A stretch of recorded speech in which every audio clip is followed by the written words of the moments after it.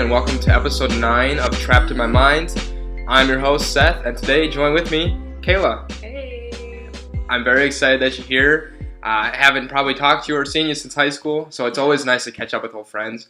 I'm guessing you probably saw Megan on here and wanted to reach out. Actually, I randomly I think it was a Saturday. Whenever I reached out the day before, I just spent the whole day listening to your podcast. So I was running errands and stuff. So I had my headphones in all day, and it was nice. And so I was really liking what you were doing. So I was just reaching out to be like, oh my gosh, this is awesome. And then you offered to come on, and I was like, why not? Oh yeah, I'm glad you did reach out. It's always good to hear feedback, whether it's good, negative, anywhere in between, especially if it's from somebody who I don't hear from often or ever really. Yeah. So that was cool. I had to get you on. As I kind of explain every episode, I kind of get some topics, send it over to my guests, and have them pick ones they want to talk about. And the first one you identified is interesting to me because it's mindfulness, right? And I think that's one of those words where everyone knows what it means, but I think everyone's got their own definition to it. Yeah. And so I know what mindfulness means to me, but I'm curious to you, what is mindfulness and why is it so important? Why did you want to talk about it? So I started practicing mindfulness, I'd say probably my first year of college. I kind of dabbled in it, and then my second year of college, I dived into it. I just found that the more mindful that I am, I move through life more easily. Because when you're more mindful, you kind of set things up for yourself so that in the future you don't have an obstacle, Mm-hmm. So I try to bring mindfulness to literally every facet of my life, from work, school, relationships, even I'm mindful with how I spend my time on the internet, how I'm relaxing, all of that stuff, and what mental space I'm in when I'm doing all of those things, so that I can be more present and have a better understanding of the emotions that I'm feeling and what triggers those different emotions. Mm-hmm. So would you say mindfulness for you is kind of like a culmination of keeping an eye on your mental health, keeping an eye on what people might say, and then what people might say, but what they mean by that, not taking everything exactly. I can't, you know what? I'm trying to figure out exactly what you mean by that, because how about this? For me, mindfulness is kind of being mindful that somebody might say something and not, the way I perceived it might not be what they meant. Mm-hmm. That's one asset of mindfulness. Another one is mental health. Another one is, hey, I've spent 4 hours watching TV. Maybe I should take a pause. Absolutely. Is that kind of what your understanding of it is? Yeah, all of that and more. It just is really taking note of your emotion, what you're doing, how that's affecting the rest of your life. Okay. So definitely this exactly what you said. And, I think that sometimes people might think that they're more mindful than they are before they really take the time to dive into mindfulness and really sit down and review their Mm-hmm. life. Not just what's happening today, but how their life culminated into this moment. Mm-hmm. So I think it's just a useful tool for literally every person. Yeah, and honestly, that point is kind of interesting because you said a lot of people probably don't practice it, or it takes a lot to be mindful. And I would say I would agree, because people might take a second to review parts of their lives, but certain things that they might not want to face about themselves, they'll kind of push that and hide it. So oh, I'm mindful about this, this, and this. And those are some things I can work on, but they haven't faced their worst habits or things that they've done that they probably aren't proud of. Yeah. And it's hard to be mindful of those things as a human, because you don't want to admit that you can be such a bad person in certain scenarios. Yeah, I think we kind of fall victim, and I wish I knew the exact terminology for this, but there's a certain term that basically we can see a bad action as defining our character rather than just being the bad action in itself, because we oftentimes see other people commit a bad action, and we want to judge them a certain way. So then when we commit a bad action, to then judge ourselves kind of creates this, what's the word for it? Mental incongruency, whatever the word is. And so I think it's harder to say to yourself, okay, if someone else were to do this action, how would I perceive this action? How would I judge that person? Because when you do that, you also kind of, once you're giving yourself that grace, once you're able to recognize, oh, I did this bad thing, but I'm not a bad person because I did that bad thing. Then when other people do bad things, you don't take it as personally, and you're able to give them that same grace that you gave yourself. Yeah, that's a very interesting point, and honestly, that's something that it clicked for me one day, and I don't know exactly what did it, but it's crazy to me because, and I think that's also that can be lumped in with cancel culture. Is we'll cancel somebody for something that they did once, right? Because we're expecting them to be this perfect person. When we see them, have a bad moment, we're like, oh, fuck them, right? Right. Excuse my language. I don't know if you're okay with swearing, but okay. Oh, believe me, I'm fine. But that's like one thing you said. It's interesting, or I don't want to put words in your mouth, but it sounded like you said, if someone does something, you might judge them differently than if somebody else, did the same thing. And one thing I'll point to, and we don't have to go down this whole line, but we could, is cheating, right? Obviously, no one thinks that's a good thing, right? But if someone cheats on you, you're more than likely going to cancel them. You're like, oh, fuck them. I'm pissed at them. They cheat on me. They made me hurt, right? Yeah. However, if like your best friend cheats on somebody, you're probably still going to be their best friend, but you're going to be like, yo, that was fucked up. Don't do it. But I'm not going to, like, for example, for me, if like my best friend cheat on somebody, I'd be like, yo, you're wrong. Right. That's, don't do that. That's gross. Yeah. But he's still going to be my best friend. However, if I got cheated on, I'd be like damning the person who did it. Yeah. So it's like you have double standards right there. And being mindful is noting that you might treat somebody differently because of your relationship to them. Yeah. So that's interesting that you said that, because one day that just fucking hit me and I'm like, oh man. Yeah. And then you feel bad of how you might have reacted to somebody else. Yeah. It makes you like reflect on previous situations where you might have felt wronged, and like you like lash out on the person and you're like, did they really deserve all that? Oh my gosh, I know, and that's like one thing I really wanted to like drive home with this podcast specifically is, I keep referencing it, is cancel culture. Is it's so easy to react out of emotion, whether it be a situation like we just mentioned or anything really. Yeah. To a celebrity, to somebody reacting out of emotion is very easy because you're deflecting. Right. But if you take a second and like think about how you would feel after it's all said and done, it's not a good feeling if you reacted badly in a situation and then a year down the line you're like, oh, why'd I do that? Okay, mom, dad, sorry. So I've had a couple of instances in my life where like I had to come to terms with this. Once, I got a hotel room for my best friend's birthday party. Victoria Richardson, I think. Okay, yeah. Yeah. So got a hotel room for her 21st birthday. We went to the club. We come back to the hotel. There's a few of us. You know, there was maybe 8 or 9 people. But having a good time. We weren't, messing anything up. At the time, I worked for the same hotel brand that we were staying at. So got a nice discount on the room. So that's why we were there. But I was leaving the company anyway. So what happens doesn't matter. But so we come back with our group, and the person working at the front desk is like, you can't go up to the room with that many people. And I'm like, watch me.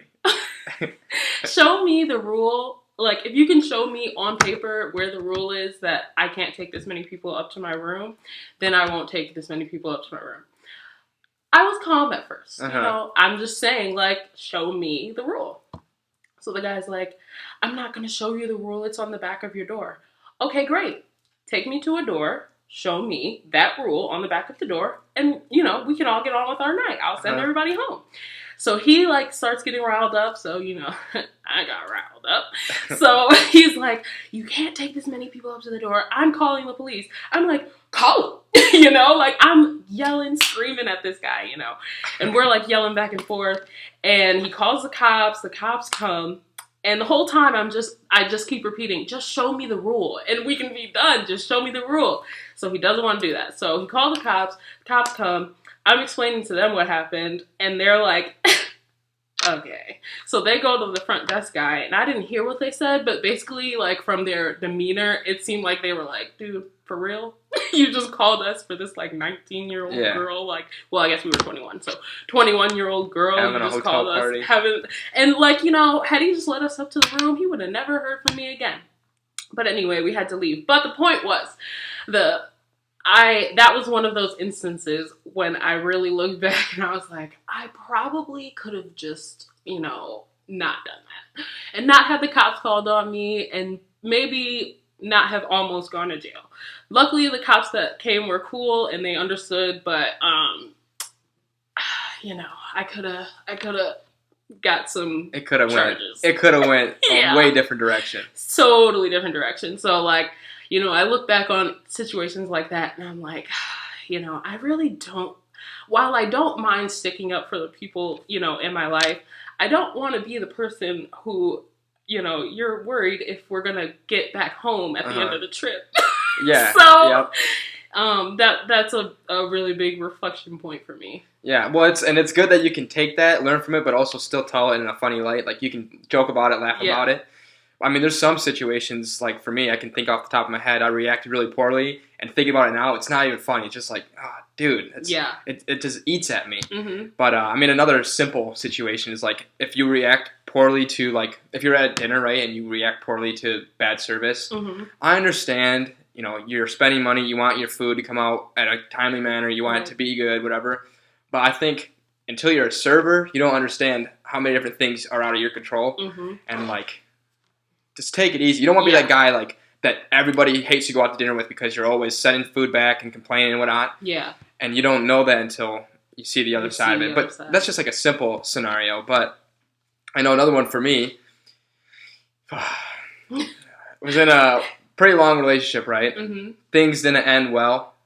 We'll skip a lot of the details because I don't want to air out all the dirty laundry. Mm-hmm. But being immature and hurt, I almost, like, crucified this person for mm-hmm. doing whatever they did. Yeah. And I basically, and I never, like, name called or anything like that because I did have more respect than that, but I did something that was probably even worse is we had a lot of mutual friends, and I ran to them first to tell the story so that way... Poison the friend pool. So what? You poisoned the friend pool. Yeah, exactly. I went to all the guy friends, all the girlfriends, told them the story in a light that basically painted me as... An angel. And painted this person as the devil. Mm-hmm. So, although I wasn't directly mean to that person, I took all of their friends in a time where they also needed friends. Yeah. And that fucking kills me that I did that because no matter how bad a relationship ends, whether it's a significant other, a friendship, whatever, at one point, and maybe even still to this day, you might still at least have love for them. You don't ever want them to, you know, fucking die or anything like that. Right. So the fact that I was so mature to treat somebody that way mm-hmm.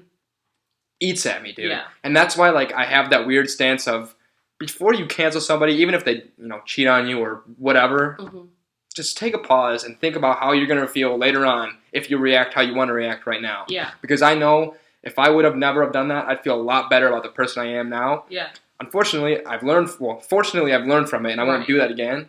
But unfortunately, that still fucking sits with me of how the hell did I let myself do that? That's so not the guy I want to be. That's so true. That's so true. But also, then you have to take a step back and also say, like, those people are also responsible for not, you know, being a friend. If they were really, truly friends with her as well, mm-hmm. you know, they could have, you know, been a friend to her. And it's possible to be, you know, let one friend vent and let another friend vent and not take it, you know, as, you know, Bible mm-hmm. truth, you know. Because everybody has their perspective on things. So you never know what actually truly happened. Even if you get both sides, it's like blurred. I know. And I think the best of her friends kind of did stay neutral. But mm-hmm. I will say, Kayla, I can be pretty manipulative with the stories I tell. So that's why I try not to do it. I try not to do it anymore because I can tell a story that's pretty damn convincing. Mm-hmm. And so I try to be mindful that do I really want to win this battle? Or can I just let it go? I'm a Capricorn, so I can relate. We're known to be a little manipulative. Not to say that I'm like super into astrology. Don't like quote me. I don't know anything about. I don't know anything about it. So. But what I read on the internet says that we have a way to be sly with the tongue and get our point across persuasively. So that's another thing that I personally have to be really mindful of because I don't want to be a manipulator. No, neither do I. Yeah. And it's funny you brought up astrology. I don't know shit about astrology. Yeah. All I know is back in my single days of going to the bars or whatever, talking to people, after a 10-minute conversation, someone would ask me, What's your sign? I'm like, Scorpio. They go, I fucking knew it. I'm like, what does that even mean? What does that mean? Because I don't know if that's good or bad. I shouldn't speak. I'm just gonna speak overarching. Don't take it too serious. I don't know, but from what I've looked up, because my mother is a Scorpio and my freshman year roommate was a Scorpio. Shout out Sydney. They're more fiery. They're emotional. I am emotional. They will hear your words and really take them to the heart. And so you have to be very careful about how you phrase things to them or what you say to them because they might read into it a little bit more deeply than you intended. See, that's interesting because for me, like, people can say shit to me and it just bounces right off. It doesn't matter. However, the part of that I would say I'd use is I can find out what words can really affect somebody else, good and bad. Yeah. And that's why, again, I try to stay away from arguing because I can find out what makes you tick, and I don't want to. Maybe in my immature days, I would try to use it against you. Yeah. And I've learned just fucking let it go. I don't need to do that, so I don't do that anymore. But it's weird because I know that's a common thing I heard about Scorpios is that they're fiery and they're nice if you're on your good side, but if you're on their bad side, they can burn you. And I'm like, fuck, dude, I don't want. They will. Yeah, I don't want that. I don't want to do that. So I'm trying to be mindful. Yeah. I feel the same way because I can definitely be a bit of a stickler, and I may or may not, remember things later and use them to my advantage, but I try not to do that as much as possible. Yeah, well, I'm glad you and I are both growing into our adulthood and being more mature, right? We can be accountability partners. Yeah, okay, good. Could keep, like I said, if I say some shit, whip me into shape. Whip me into shape. Okay. So I have an understanding of what your definition of mindfulness is. Another topic you wanted to talk about, which I think is interesting too, because I just generalized it as American culture, right? Because you mentioned a couple different things: fitness culture, work first mentality. And I think there's a lot of different stereotypical, or maybe not so stereotypical, American culture things that other people from outside the culture might be like, yo, why the fuck do you guys do that? Yeah. Or even us being in America, we can realize that maybe that's not the best way of doing things. Yeah. So what about that did you specifically want to discuss? There goes the cat. Well, I particularly fell victim to work first culture or work first mentality when I came out of before I came out of high school. Like when I turned 15 and 8 months or whatever it is that you can go to work, I was like, I'm working. And for the first school year after that, I worked one job, but then I picked up another job that summer, and until this day, I have always worked 2 to 3 jobs at a time, just because I was always the person who wanted to. I felt like I was wasting my time. Well, I feel today. Let me not be, dishonest. I sometimes feel that I am wasting my time if I'm just sitting around not doing anything. So, I think that can be detrimental to your mental health in general, and really your well-being with all of your relationships, because either you're gonna run yourself ragged, trying to find the time to do all the things that you need to do, or you're going to burn out because you are working so much that you don't have time to be with friends or relax or things like that. So. Have you ever had to work nights? Job? Yeah. When I was working at the hotel, I worked 11 to 7 a.m., 11 p.m. to 7 a.m. Amen to anybody that can sustainably work nights because it made me just the grouchiest person. Yeah, I mean, you don't get sunlight. No. And then, like, you want to hang out with friends, but the only time they can hang out is when you're supposed to be sleeping. Exactly. But you're like, oh, well, I'll hang out anyway. And then you go to work and you're just a zombie. Mm-hmm.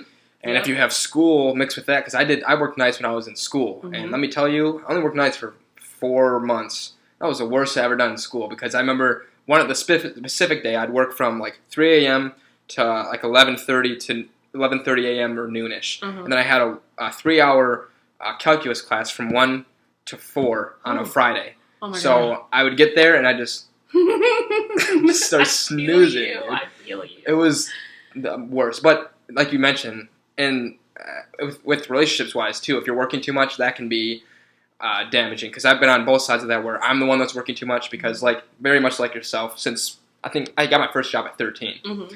and probably from 18 onward, Mm-hmm. I've been working 2 or 3 jobs. This is the first time in my life where I'm working 1 job. Hey, that's both. And I feel great. That's why I have time to do shit like this. But point being, you can only focus on so much when you're working so often, and like you want to work so that we have money and But then you have money and you can't do anything, like because you're always at work. It's like the worst catch-22. It is. Well, and then your significant other's like, yo, you're never spending time with me when you're tired or you're grouchy. Mm-hmm. And then I've also dated somebody who has been working nights, Mm-hmm. and it's like, when am I ever gonna see you? You're so grouchy all the time. Yeah. God damn. Yeah. So it's like, it's not good. And the weird thing is, for me, when I was working nights, I was working basically 62-hour weeks and going to school. Woo. So you'd think that'd be when I would be making a lot of money. When can I possibly go out? Right. Nope. That was when I was racking up so much debt because I was getting so much money. I'm like, oh, dude, credit card limit's gone up. This has gone up. Spend. And I'd literally go to the bar like Monday through Friday, and then I'd work at a bar. So like on Fridays and Saturdays, I couldn't go out. Right. So it's like, it was just not a way to live. No. Let me just tell you that. It was too much shit going on. No, we were in the same place because I was doing school, working, and trying to be, Miss Magical Perfect person who can suddenly have time to go to every party and, hang out every time you ask me. And so I definitely had to get over I don't know what the word is, but that guilt where you're like, I want to say no, but I can't because I feel too guilty, like you're gonna hate me or something. Well, and the FOMO, just the fear of missing out on, like, oh well, I know I went out the 4 days prior, but this could be the best day.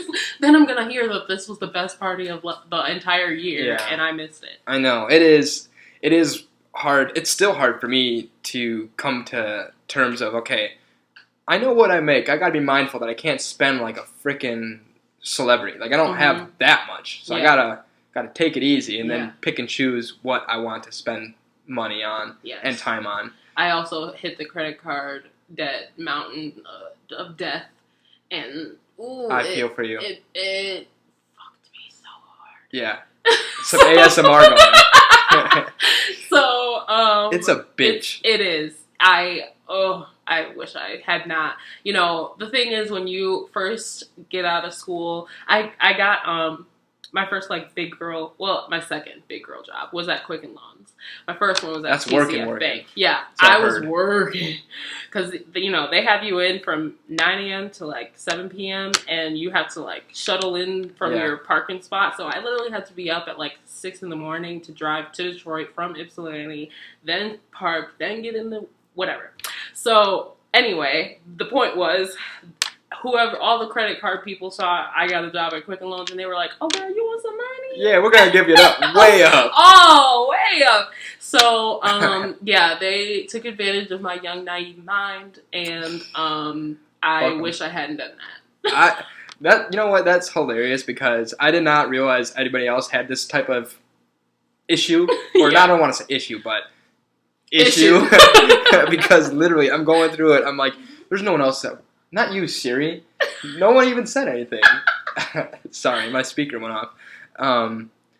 Okay, she's not listening.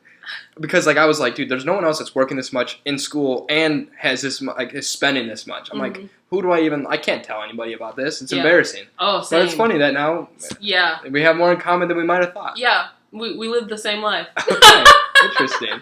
So yeah, I definitely identify it. And I also felt the same. Like, who am I going to tell about this? And basically nobody until I got through it, and I was able to like be okay manage about it. it. Yeah, because it's also it's embarrassing, and it's also like people probably wouldn't make sense. Like, dude, you're working 68 hours. How are you losing money? Literally. How in the world are you losing money? It's like, oh well, I can Well, I can give you my list of expenses right that I brought upon myself. Right. Exactly. That So, I put on myself. But okay. We'll put a disclaimer out there. Do not get yourself into credit card debt. No. Because let me tell you, that is a bitch. Mm-hmm. A bitch. Mm-hmm.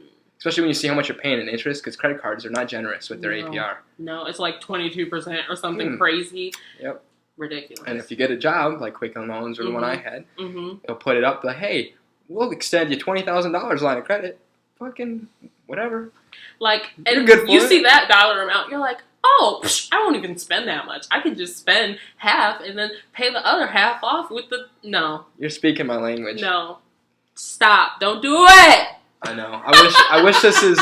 And the thing is, I had a brother who went through something similar. My parents always told me, be mindful of what you're spending. It's like, I got this. Right. Okay? I can figure it out. I know what I'm doing. It's just one of those, well, then you must be stubborn like me, because I had to learn it myself, see how hard it is to come back from it, and be like, all right, well, now I got to fucking put on my big boy pants and start working this debt mountain down. Right. Yeah. I climbed to the top, now I got to work my way back down. Yeah.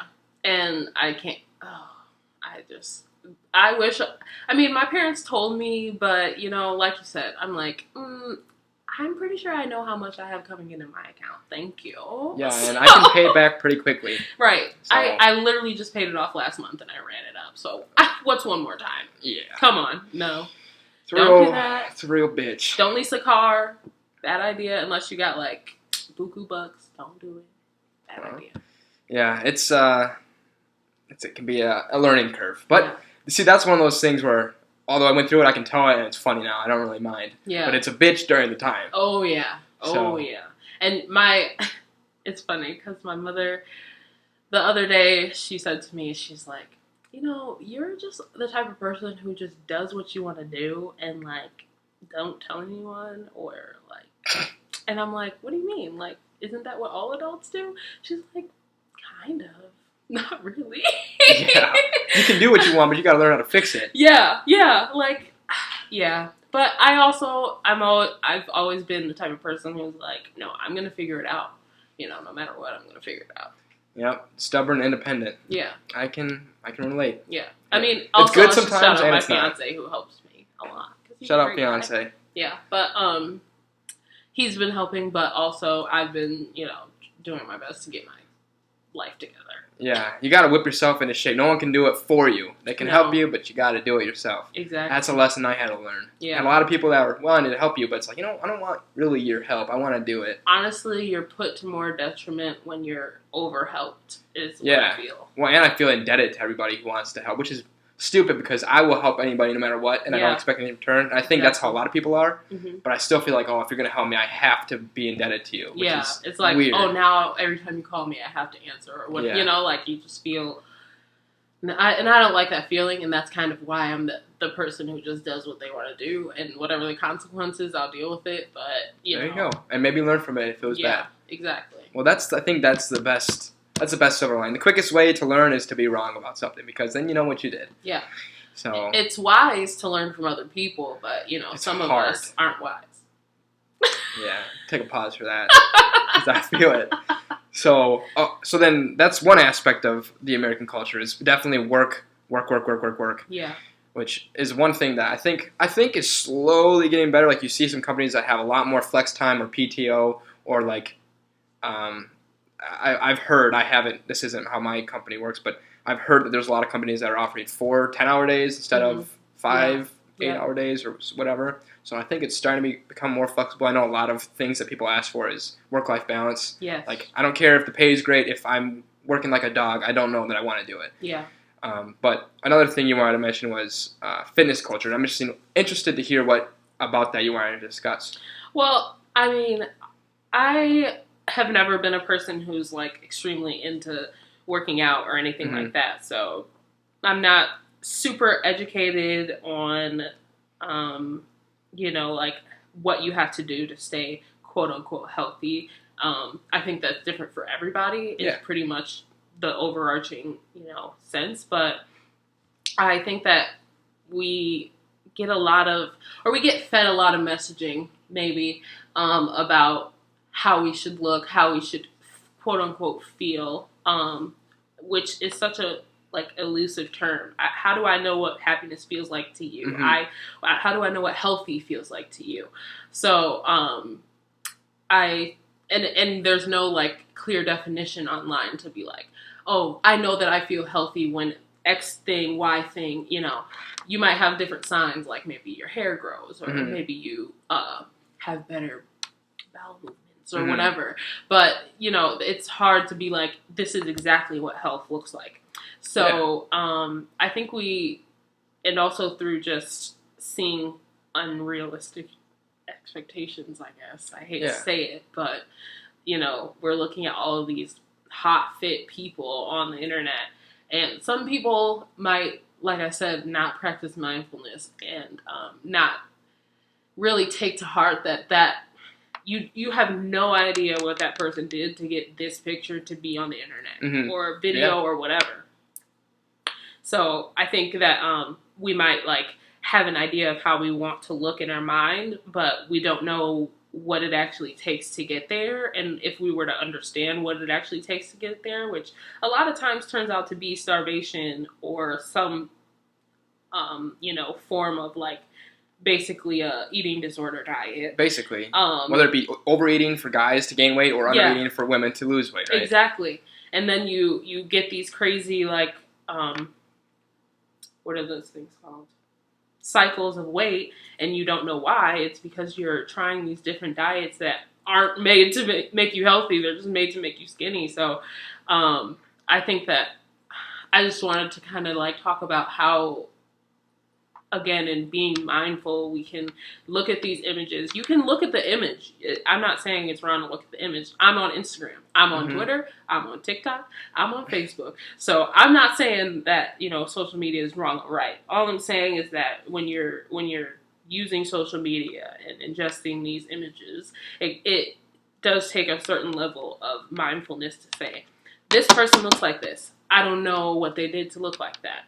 I want to be my best self. I will pursue my best self, not their best self. Yeah, no, I mean, I agree. It's not just social media, it's media in general. Yeah. Or, I mean, depending on how deep you want, or not deep, but adult you want to get, porn as well. Yeah. It's very hard because that's what's being marketed to us, right? Is here's what's hot. Here's what you want. Here's what you should strive to be. And I will tell you personally, so I think it's different for men and women. I don't want to speak for it, but I think generally women are like, oh, I want to be skinny, I want to lose weight, and guys are like, oh, I want to be muscular, I want to put on weight or lose weight, depending on where they're at. For me, it's always been I want to gain weight. I've always been scrawny. Like that word for me always fucking irritated me because I'd be like, dude, I'm working out. I just my chemical makeup, it's a lot harder for me to gain. I can lose weight super easily, which is weird. If you wanted me to lose 20 pounds in probably a month, I guarantee you I could do it. Yeah. With just a normal diet. But gaining weight for me is I have to eat 5 or 6 meals a day, go hard at the gym. It's exhausting. Yeah. And so I've done it before, and it's just like, But the only time I tried to do that is when I was comparing myself to others. Like, oh, look at this guy. Look at Zac Efron on TV. He's my height. He weighs probably 30 pounds heavier than me. He's ripped. I want to get there. But it's like, dude, I don't know what his makeup is. Yeah. And so and it's still hard for me, but once I've learned to okay, look at myself, look where I came from. I used to be a string bean.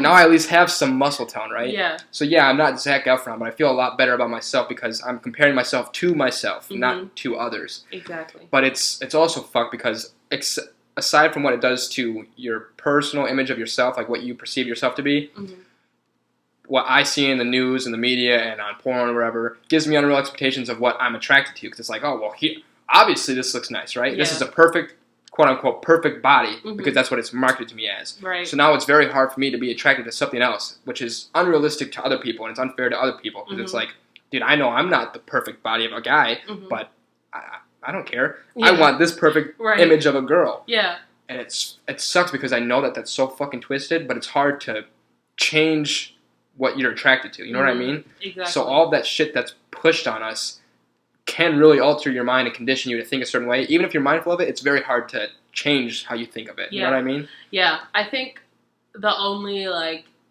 quote-unquote solution is what I would say is, like, tailoring your feeds. Not, if you know that you're not a person who can separate what you feel and what, you're being fed, I would say do the things like on Twitter you can like make different lists of people you follow. Mm-hmm. So only when you're in the headspace to like receive those types of images do you go on that list where there's all those hot people. Or maybe it could be like whenever you see the news you get triggered, so you only have the people who report on news on a separate list. Or Instagram is a little bit harder because they really want you. Yeah, they want you to see those people. They're gonna make you see those people. Even on ads, like you just go and just an ad. It's exactly. Like why? But I mean, it's just really like you have to take the extra steps because it's not as built in as it was like 30 years ago. Before in the 80s, I guess. There wasn't. Well, there was still a lot of media being fed to people, so let me not be incorrect, but, it wasn't right in your pocket. It wasn't, you don't carry your laptop everywhere you go. You're not taking a tablet everywhere you go like we do now. So, and every time we're bored, what do? Pull out our phone, scroll a feed, or, play a game or whatever. It's a quick stimulation. Exactly. Something to keep us busy, but also we have to recognize we don't always need to be busy. Yeah. So. Well, that's another thing with mindfulness is accepting, like for some people, they don't want to be alone, right? Accepting to live on your own. Or for me, it's like, I hate to just have nothing to do. Mm-hmm. Like, I don't want to just sit in a room, but I can watch TV or something. But again, it's the shit you see in movies. Like, has those people that's like, oh man, I want to be them. Yeah, Exactly. And I feel like there might have been marketing like this in the 80s. I obviously can't speak to it, but I feel like now the types of people or things that they want us to strive for is even more unrealistic than it probably was in the 80s. Mm-hmm. Maybe. I don't know. Something. Can't speak to it exactly, but it feels like it, at least. When I look back on it, it didn't seem that crazy to be the woman in the mom jeans ad. Yeah. And it's weird. Going back to fitness culture, it's like I always, like, this is one of the topics where it's like, I don't know exactly where I stand, like, which side of the fence, is you see everybody and their mom makes a fitness Instagram account, right? Like, all right, you want to get this? Here's what I do. You want a nice ass? Mm-hmm. Watch this leg workout, Mm-hmm. But it's like, you're not a fitness person. It's like, it's so weird that like everyone thinks they need a fitness account to, or like they record themselves working out or whatever. So that part annoys me because it's like, who do you think you are doing that? But then at the same end, it's like, well, if that's what makes you get out there and get active, do it. Whatever. It's like, I don't know exactly where I stand. It's hard because basically overall on social media, you want to like, it's like, why are you posting this? But also, why not? Like it's hard to like not police what other people post in your own mind. I'm never going to be the person who's like commenting on your picture like, you could have kept this in the drafts. Yeah, no. But, I definitely can scroll my feed and be like, okay. Yeah. But who do you think you are? But at the same time, you're following them. So yeah, exactly. I'm following them. So clearly, they have followers. Yeah. So I try not to judge other people for what they post. Because also, I don't want people judging what I post. Because I will just post and leave and not think about, what the consequences are of what I'm posting. Yeah. Because you're following me. That's not my problem, Yeah, I get that. It is a lot easier to judge others' postings and then, think that your postings are good. But people might be like, yo, what the fuck is this guy posting? But just a quick aside, have you ever seen the TikTok account Influencers in the Wild? No, I haven't. Oh, my. Oh, wait, is that the one where they'll be like recording a TikTok and like it's someone from the background? Yeah. Yeah, like there was this one I saw today. It was this girl who was in a bikini and a robe. Uh-huh. When it's blizzarding out, doing a TikTok with a fucking ring light. Lovely. It's just like, oh, and you're like, really? Why? Like, why have to do all of that? But the thing is, I guarantee you that video will probably get like 100,000 likes at least because she was, quote unquote, hot, right? But it's just so ridiculous that something along the way our culture's twisted to, all right, let's expose myself for likes. Whether it be, here's my fitness program, here's my here's my tits and ass, here's my muscles. Like, it's like, why is that, as consumers, something we want to see? So it's weird that we can acknowledge the fact that it's kind of gross that that's what's so popular, but at the same time, as consumers, we're the ones that are like, yeah, give me some more. It's just fucked. It's hard, especially like, there are influencers that I just, I feel like I like them. I don't tell myself like I person, like, right? I try to tell myself, like, you don't know her. Like, don't get too attached because, you're going to find out something in 3 days and you're not going to like that. So just don't get too attached. But it's hard to, not start to identify with those people because like you said, they're exposing themselves. They get, if, for instance, YouTubers, you basically you feel like you see all of their life because, they're going to post when they're brushing their teeth. They're going to do a quick vlog. They're going to, do all these things that make you feel like you're right there with them. But then the camera turns off and you have no clue what happens before, no clue what happens after. And so it's hard to like remember, okay, there may be one day where I have to not like this person, but I don't, I won't identify with this person, and that's okay. Well, everything they're sharing is what they want you to see. Even if it's like a vulnerable moment, ultimately they've recorded it and they're going to push send. Because if they really didn't want you to see it, they keep it to themselves. It's like, it's very hard to believe that what you see somebody portray themselves as is 100% authentic. Right. Obviously, I think there's people who are more authentic than others. Yeah. But I've also said this before, is it so bad to not show all of yourself? Like, to me, the issue with social media and media in general is when you tell things that are not true. If all you're showing of yourself is good things, is that necessarily bad? Because it's not lying, A, and B, why would you want to talk and like show the bad things? So it's like, I don't know exactly. I land on the fence with that one because, for my personal social media, because I feel like I have different social medias for different things. So, like, my Facebook is where I will interact with people and I want them to, like, take me seriously. Okay. My Instagram, I'm kind of just posting and leaving. So I will find a cute pic or whatever, post it, leave. I don't really care what happens after that. Twitter is like a dumpster fire for me. Okay. So Twitter's where I go to just literally scream into the abyss and leave. I'm not expecting anybody to like really like my tweet. Yeah. So it's almost like a blog for you. Basically. Okay. Yeah. And I felt like that's what it was when I first originally joined in like 2013 or whatever, 2011.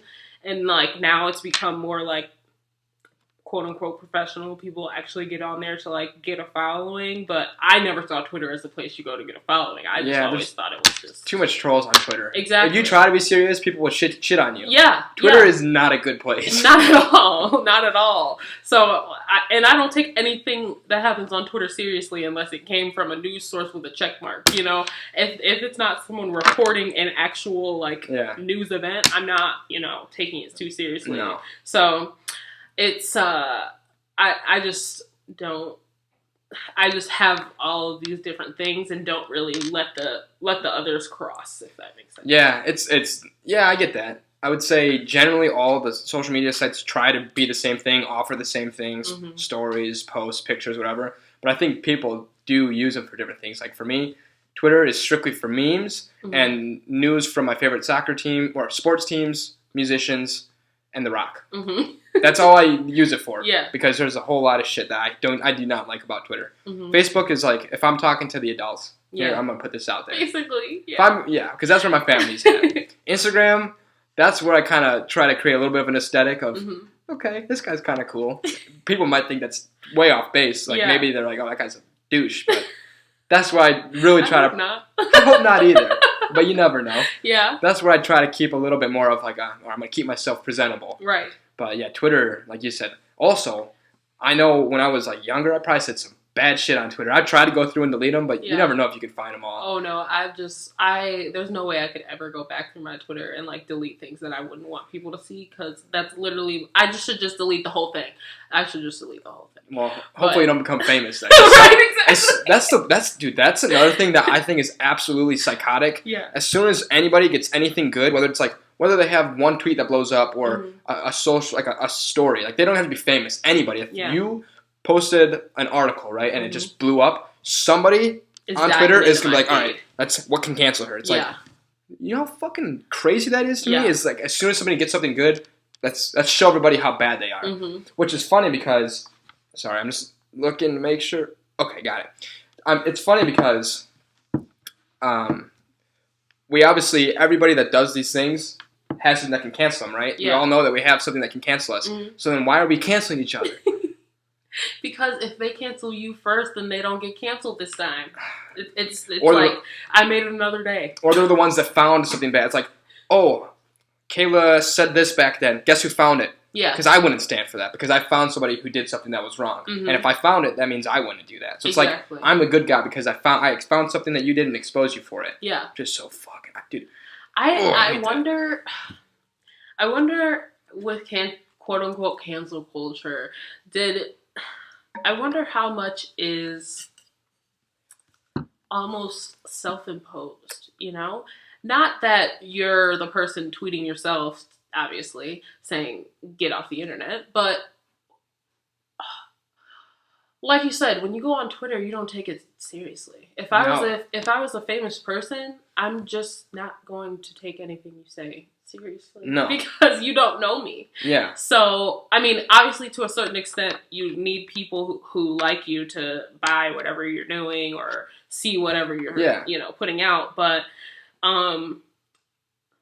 it seems that the internet gets over it if you give it 6 months. So yeah, well, one of my favorite comedians actually, and he's actually canceled. One of my favorite comedians, he said, if you don't have a Twitter, if you don't have social media, you're uncancelable. Mhm. Because if people don't think that you can see what they're posting about you, they won't even say it. It's like so fucking, it's so backwards. Yeah. But I forgot what point I was trying to make. So, the cat's chiming in again. So I guess I'll segue it into another topic you want to talk about, because I think I'm definitely in the minority here. I probably am wrong, but you want to talk about therapy, and so I'm curious what about therapy you want to discuss. Well, first let me ask what you're in the minority about. Everyone says, actually, I had this discussion with my girlfriend, Mm-hmm. and I think if you need therapy, great. Like, I would definitely say therapy is never a bad thing, right? Mm-hmm. For me personally, I feel like I can accomplish more by talking. Like, if I have an issue in my life, most of the time it's involving somebody else. Mm-hmm. For me personally, even though it's hard, I feel like it serves me better to hash out that conversation with the person who's involved in it. Granted, I've never had counseling, so maybe there's something about me that subconsciously is like scared to go there to find out. I don't know, because I do a lot of self-reflection, and I've come to terms with my bad characteristics and my good characteristics. And everybody I've had beef with or some type of situation with, I have at least tried to mediate, right? But everyone swears by counseling, and like people have told me like, oh, you should try it, not because you need it per se, but you should try it. And I'm like, I'd rather just solve with the people around me. Mm-hmm. So that's what I get. I think I'm in the minority. And it might be a minority of people who can benefit or cannot rather benefit from therapy or counseling, but my only response would be, who do you sort it out with when it's about you?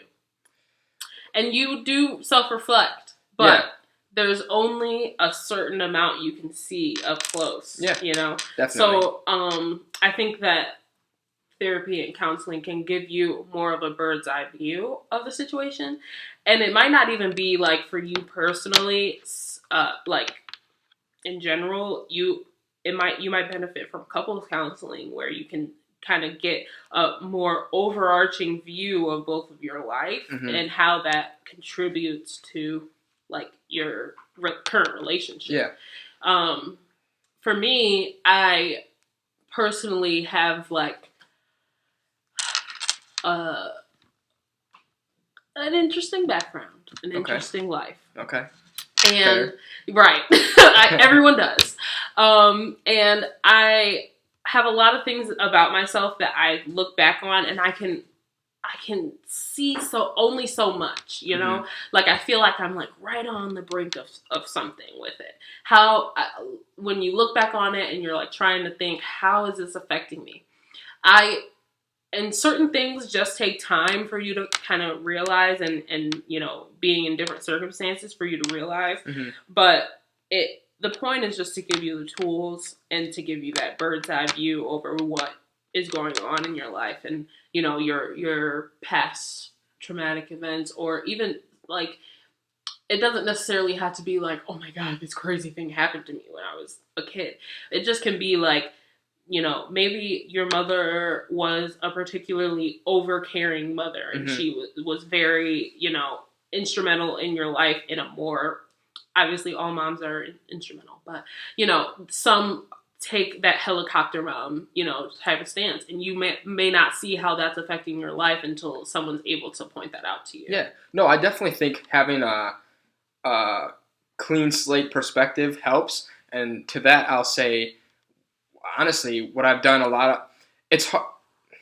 Okay, it's important to practice self-reflection, right? Yeah. But it's hard to understand what questions to ask yourself because you're the one guiding that journey, right? Mm-hmm. So if there's something you don't necessarily want to face, you ask yourself questions that are thought-provoking, but perhaps stay away from that one thought you don't want to think about. Mm-hmm. So what I've done, there's certain people who I'll tell certain things to, like if there's something really on my mind.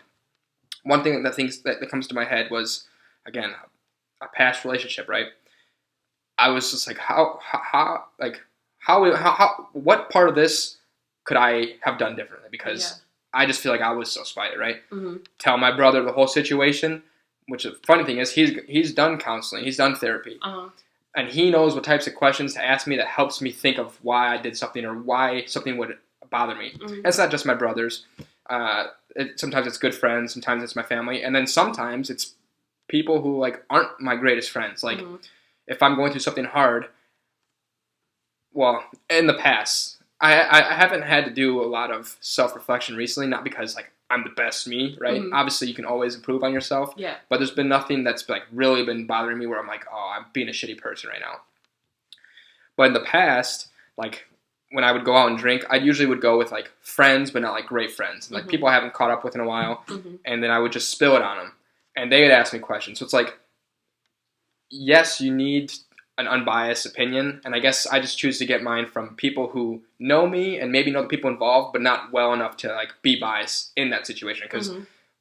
I think if you have a good friend or you have a good relationship, whether it's with friends, girlfriends, friends, whatever, they'll ask you questions that are blunt and might be bad. Like my brother had no problem asking me questions that, if I really thought about what he asked me, I didn't like the answer. Mm-hmm. And I think he knew that. Mm-hmm. So yes, don't get me wrong. I don't think I would. I think I probably would benefit from counseling. I think anyone probably would. Uh-huh.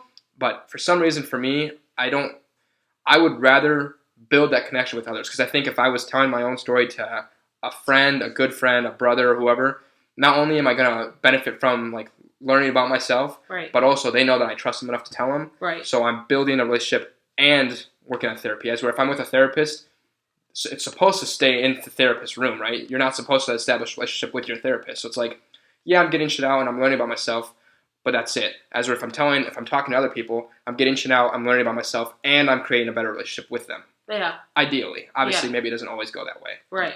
But That makes sense. But also, even if you're in the minority who doesn't, well, the only reason I would say everybody should seek out therapy is because the more people who are like your brother and know what questions to ask, the more, as a society, we can build more healthy, coping mechanisms and, different ways to view things. But if you ask the wrong person, you get the wrong answer. That's true. That's true. And then you can learn a harder lesson. Yeah. Right? And so, like, I think you and me both, we have people in our life that we would trust with, different information and that we know would give us a good answer, and they wouldn't, they wouldn't intentionally, lead us wrong. Yeah, or sugarcoat.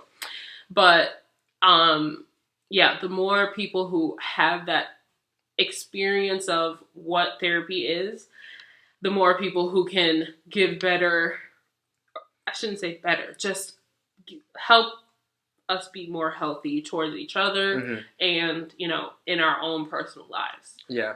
I would agree. I think if you ask me what I think people should do for therapy, I think I would say a combination of therapy with a therapist and then speaking with their loved ones. Because I know some people who, they have a lot of, I don't want to say demons, but just things that they're battling that they need to figure out, but they're too embarrassed to open up to their loved ones. That creates distance. So they will only talk to a therapist, and I think that's also not very healthy. Because yes, it's good that you're figuring stuff out with a therapist, but at the same time, why don't you feel comfortable opening up to some of your people who are supposed to love you unconditionally? You know what I mean?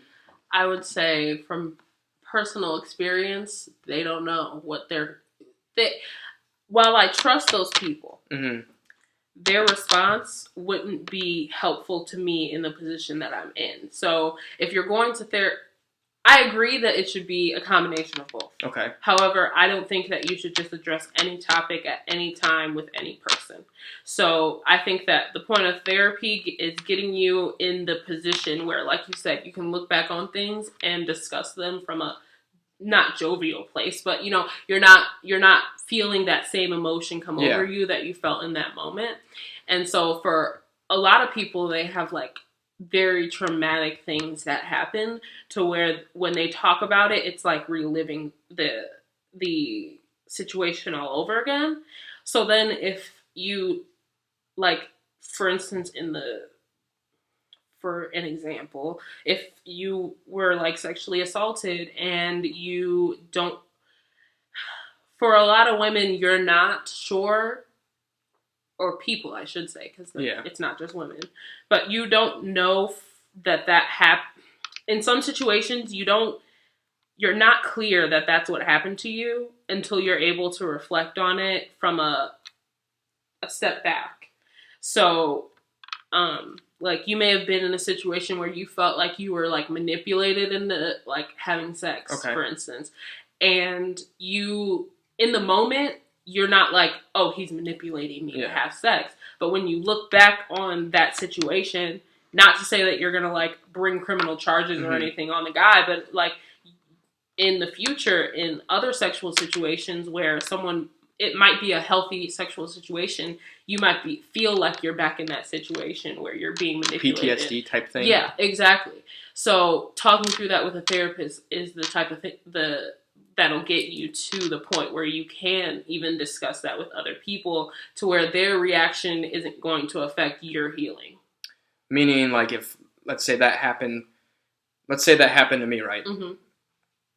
So if I actually like somebody and then they do something that maybe isn't bad but triggers that feeling, instead of me lashing out on them, going to therapy helps me learn how to bring forward that conversation in a way that's kind of removes the emotion from it, so that way I don't lose this relationship that I'm trying to build. I can tell them, hey, this is what happened. Yeah. So therapy helps you explore your thoughts without emotion?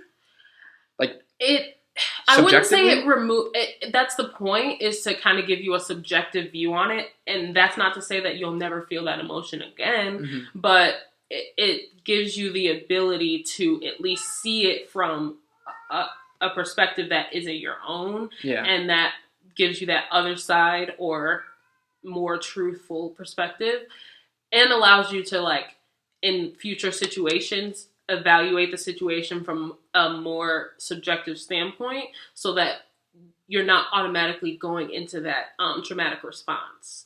So like you might start to feel like you're getting into a traumatic, or a situation that reminds you of that traumatic situation, and then you're able to maybe do breath exercises to calm yourself and become more clear. Maybe you're able to talk yourself through the situation and like bring yourself, because some people might like dissociate if they're in a traumatic a situation. So then they're able to bring themselves back and not fully like be in a different place. And then they're able to, like you said, explain to the person that they're with what's going on and not just like go crazy. Yeah. I mean, I guess as somebody who hasn't gone to therapy, my like one qualm would be like, how can this person recommend something for me to do if they don't know anybody involved and they don't know what makes me tick, what makes me happy, blah, blah, blah. I guess maybe you'd have to establish that understanding with them. Like, the more they learn about you, the more they could be helpful. That, and just the science behind psychology. There's a lot of research, a lot of empirical evidence as to what the different. So there's different types of therapy. It's not just overarching therapy. You could have therapy like cognitive behavioral therapy, which works on, I believe it like works on developing different techniques of like creating behaviors that make you feel more safe or reduce anxiety or things like that. And I'm not particularly sure exactly that's what that is, but there's like different types of therapy that are made for different types of situations. So there's some that address anxiety and depression, some that address PTSD, some that address like schizophrenia.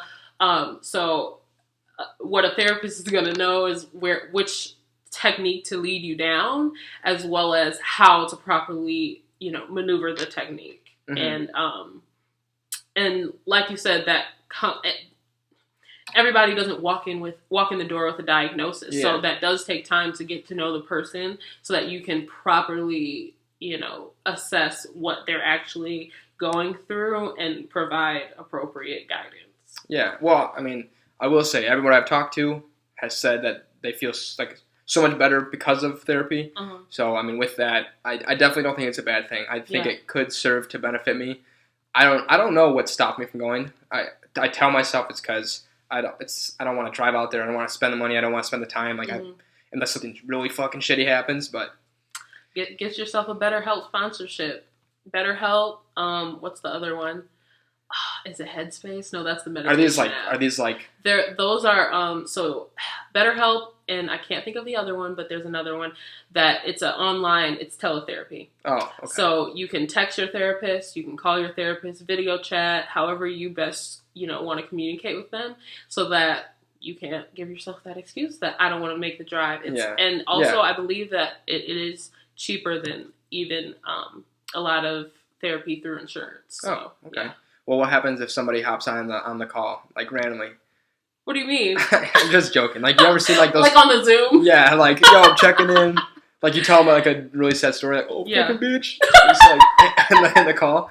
That was more so a joke. I hear you, though. I think they're secure against that, but... Okay, I would hope so, right? Yeah, I hope they're not using Zoom, but maybe they are. You never know. But I'm pretty sure they have an app that they do it through. I would assume so.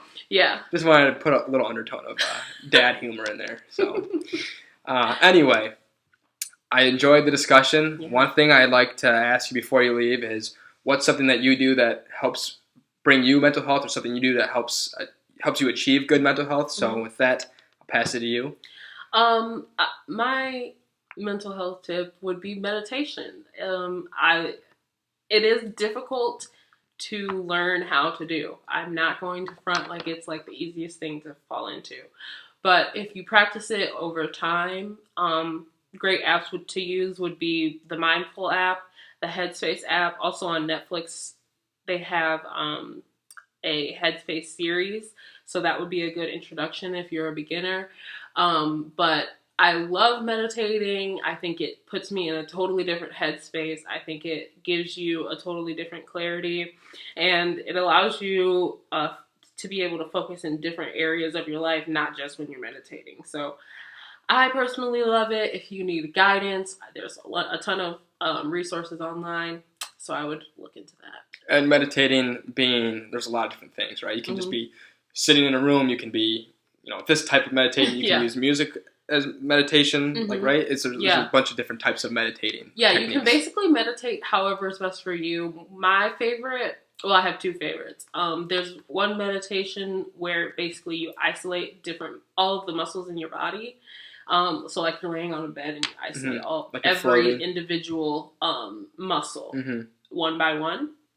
And so that kind of gives me bodily presence, if that makes sense. Yeah. It makes me feel like I'm back in my body. Gotcha. And then my other favorite is focusing on like building a scenery in your mind and staying focused on that scenery. So the one that they have on the Netflix Headspace series is they have you focus on building a blue sky.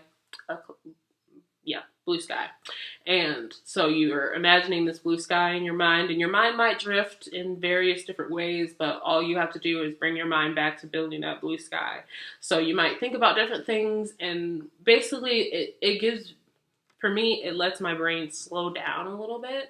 Not that my thoughts stop, or, I'm not acknowledging my thoughts, but like they say on the meditation app, is like you're just watching the thought drive by. Mm-hmm. You're not going to reach out for the thought and think more on it or whatever. Whatever happens, once you realize that you're thinking about something else, just bring yourself back to imagining that blue sky. That's interesting because it's just like that long childhood trick of you're trying to fall asleep, count sheep. Yeah. Right? It's an image, it sits in your head, keep going back to that place. Mm-hmm. That's so weird, right? Yeah. These little tidbits of information parents drop that have... And they don't even realize that's what they're doing. Yeah. Oh, very cool. Meditate. I do the one where I lay in, like, for me, like, if I, like, had, like, a long day, I'll lay in bed, and I'll just sit there, put on some music, and just...